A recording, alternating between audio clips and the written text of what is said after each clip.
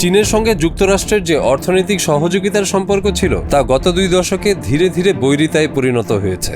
মার্কিন গণমাধ্যম ও সে দেশের রাজনীতিবিদেরা নিয়মিতভাবে চীন বিরোধী বক্তব্য দিয়ে যাচ্ছে। একই সঙ্গে যুক্তরাষ্ট্র চীনের উপর বাণিজ্য নিষেধাজ্ঞা আরোপ করেছে এবং চীনের আশপাশের সামরিক শক্তি বাড়াচ্ছে। ওয়াশিংটন চায় বিশ্ববাসী বিশ্বাস করুক চীন বিশ্বের জন্য একটা হুমকি। চীনের উত্থান নিঃসন্দেহে যুক্তরাষ্ট্রের স্বার্থে আঘাত করছে, কিন্তু সেই আঘাত ঠিক ততটা গভীর নয় যতটা মার্কিন নেতৃত্ব তার জনগণের সামনে তুলে ধরছে। ধনী দেশগুলো, যাদের গ্লোবাল নর্থ বলা হয়, মূলত গরিব বা মাঝারি আয়ের দেশগুলো থেকে যাদের বলা হয় গ্লোবাল সাউথ, সস্তায় শ্রমিক ও প্রাকৃতিক সম্পদ নেয় যাতে নিজেদের ব্যবসা থেকে বেশি মুনাফা করতে পারে। এ ব্যবস্থা এমনভাবে তৈরি যাতে সারা বিশ্বের ব্যবসা নিয়ন্ত্রণ করা বড় বড় বহুজাতিক কোম্পানি অনেক বেশি লাভ করতে পারে। ধনী দেশগুলো এবং গরিব দেশগুলোর মধ্যে দাম ও মূল্য নির্ধারণে এক ধরনের স্থায়ী বৈষম্য থাকে। এর ফলে আন্তর্জাতিক বাণিজ্যে গরিব দেশগুলো কম দামে পণ্য দেয়, আর ধনী দেশগুলো সেখান থেকে অনেক বেশি সম্পদ নিয়ে নেয়। 1980 সালের পর থেকে চীন যখন পশ্চিমা বিনিয়োগ ও বাণিজ্যের জন্য নিজেকে উন্মুক্ত করেছিল, তখন থেকে চীন এই বৈশ্বিক ব্যবস্থার গুরুত্বপূর্ণ অংশ হয়ে ওঠে। তারা পশ্চিমা কোম্পানিগুলোর জন্য এক বিশাল শ্রমবাজার তৈরি করে দেয়। এই শ্রম ছিল সস্তা কিন্তু দক্ষ ও উৎপাদনশীল। উদাহরণস্বরূপ, অ্যাপল কোম্পানির উৎপাদনের বড় একটা অংশ চীনের শ্রমের উপর নির্ভরশীল। অর্থনীতিবিদ ডোনাল্ড এ ক্লেল্যান্ডের গবেষণা অনুযায়ী, যদি অ্যাপলকে চীনা ও পূর্ব এশীয় শ্রমিকদের মার্কিন শ্রমিকদের হারে বেতন দিতে হতো, তাহলে 2011 সালে প্রতিটি আইপ্যাডে অতিরিক্ত $572 খরচ হতো।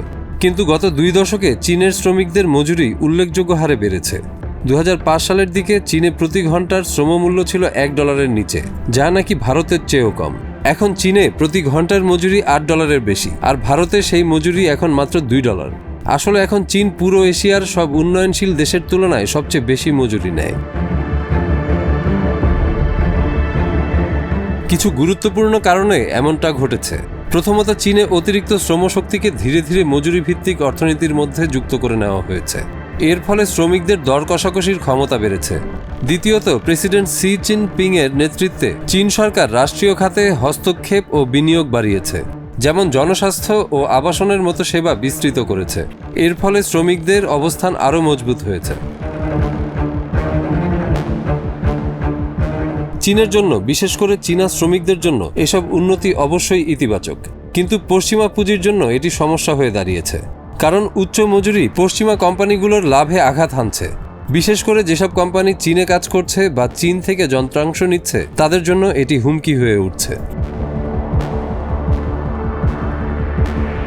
আরেকটি সমস্যা হলো, চীনের পণ্যের দাম ও মজুরি বেড়ে যাওয়ায় তারা এখন আগের মতো অসম বিনিময়ের শিকার হচ্ছে না। 1990-এর দশকে যখন মজুরি কম ছিল, তখন চীনকে প্রয়োজনীয় পণ্য আমদানি করার জন্য প্রচুর রপ্তানি করতে হতো। এখন এই অনুপাতে অনেকটাই ভারসাম্য এসেছে। এতে চীনের আন্তর্জাতিক বাণিজ্য অনেকটাই সমতা ভিত্তিক হয়েছে এবং পশ্চিমা দেশগুলো চীন থেকে যেভাবে সম্পদ আহরণ করত, সেটা কঠিন হয়ে পড়েছে। এই কারণেই যুক্তরাষ্ট্র চীনের সরকারকে দুর্বল করতে চায়। যুদ্ধের হুমকি দিয়ে ও অর্থনৈতিক যুদ্ধের মাধ্যমে চীনের অর্থনীতিকে অস্থির করতে চায়। চীন গত 1 দশকে কৌশলগত খাতে প্রযুক্তি উন্নয়নে রাষ্ট্রীয় নীতিকে অগ্রাধিকার দিয়েছে। ফলাফলও চোখে পড়ার মতো। বিশ্বের সবচেয়ে বড় হাইস্পিড রেল নেটওয়ার্ক, নিজস্ব বাণিজ্যিক বিমান তৈরি, নবায়নযোগ্য জ্বালানি ও বৈদ্যুতিক গাড়িতে বিশ্বে নেতৃত্ব, উন্নত চিকিৎসা ও মোবাইল প্রযুক্তি, মাইক্রোচিপ, কৃত্রিম বুদ্ধিমত্তা, সবকিছুতেই বিশাল অগ্রগতি পেয়েছে চীন। অথচ চীনের মাথাপিছু আয় উন্নত দেশগুলোর তুলনায় 80% কম। পশ্চিমা দেশগুলো চায় কেবল তারাই উচ্চ প্রযুক্তির একচেটিয়া অধিকার রাখবে। চিকিৎসা, বিমান, কম্পিউটার, শিল্প যন্ত্রপাতি ইত্যাদি খাতে তারা একচ্ছত্র আধিপত্য চায়। এই আধিপত্য ধরে রাখতে পারলে গ্লোবাল সাউথ তাদের উপর নির্ভরশীল থাকে এবং সস্তায় সম্পদ রপ্তানি করে এই পশ্চিমা প্রযুক্তি কিনতে বাধ্য হয়। এতে উন্নত দেশগুলো অসম বাণিজ্য থেকে যে লাভ করে তা অব্যাহত থাকে। চীনের প্রযুক্তিগত অগ্রগতি এই একচেটিয়া অধিকারকে ভেঙে ফেলছে এবং গ্লোবাল সাউথের জন্য বিকল্প উৎস তৈরি করছে। এর ফলে পশ্চিমা দেশগুলোর কর্তৃত্ব দুর্বল হচ্ছে। যুক্তরাষ্ট্র তাই চীনের প্রযুক্তিকে লক্ষ্য করে নিষেধাজ্ঞা আরোপ করছে।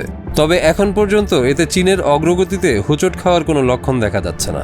উল্টো চীন আরও বেশি স্বয়ংসম্পূর্ণ হয়ে উঠছে।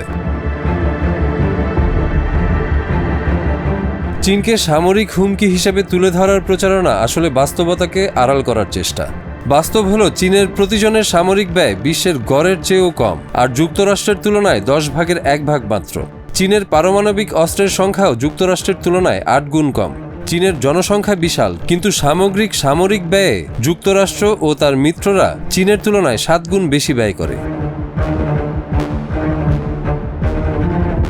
যুক্তরাষ্ট্রের শত শত সামরিক ঘাঁটি রয়েছে সারা বিশ্বে, তার অনেকগুলোই চীনের চারপাশে, অর্থাৎ জাপান, দক্ষিণ কোরিয়ায় আছে। বাইরে চীনের মাত্র একটি সামরিক ঘাঁটি রয়েছে, সেটাও জিবুতি নামক আফ্রিকান একটি দেশে।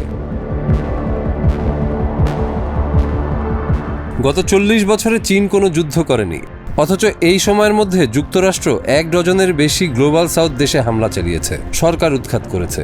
তারপরেও এটা সত্য যে চীন আজ যে ধরনের স্বশাসিত উন্নয়ন করছে তা পশ্চিমা পুঁজিবাদের ভিত্তিমূলক কাঠামোকেই চ্যালেঞ্জ করছে।